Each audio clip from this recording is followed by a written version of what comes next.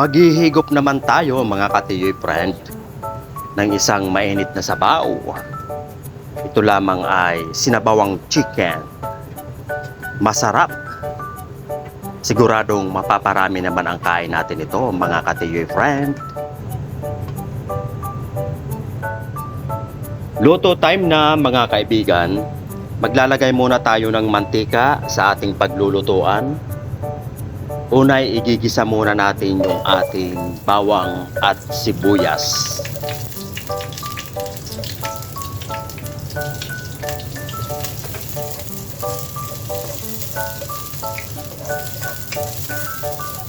Antayin lang natin mga kaibigan na maamoy natin yung aroma ng ating bawang at sibuyas.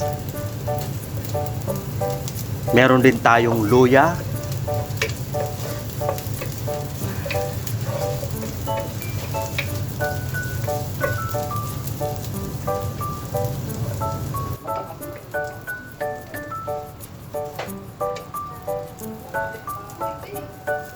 Ayan, isunod na po natin yung ating kamatis.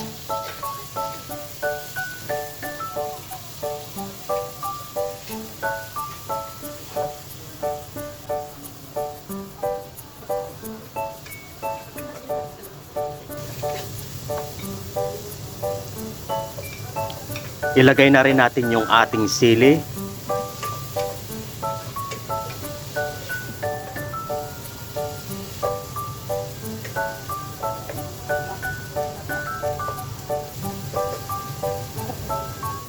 Next mga katiyoy friend, maglalagay na po tayo ng tubig para sa ating sabaw. Depende po sa inyo mga kaibigan kung gaano karami ang isasabaw natin. Kailangan konti lang para lasang-lasa yung ating niluluto. Tinakpan lang natin yan mga katiyoy friend. Ayan, kitang-kita nyo na ang sabaw. Taktakan natin yan ng paminta. At ilalagay na po natin yung ating chicken.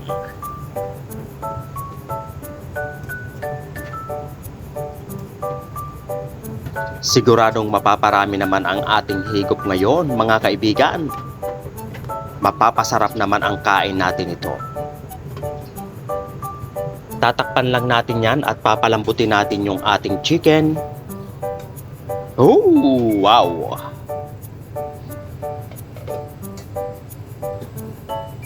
Maglalagay tayo ng chicken cubes.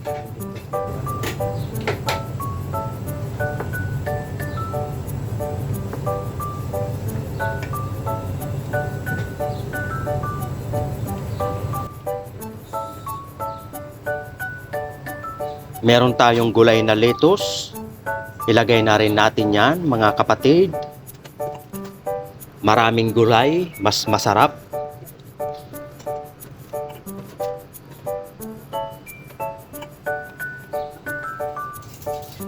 Takpan lang natin ng ilang minuto. Ooh!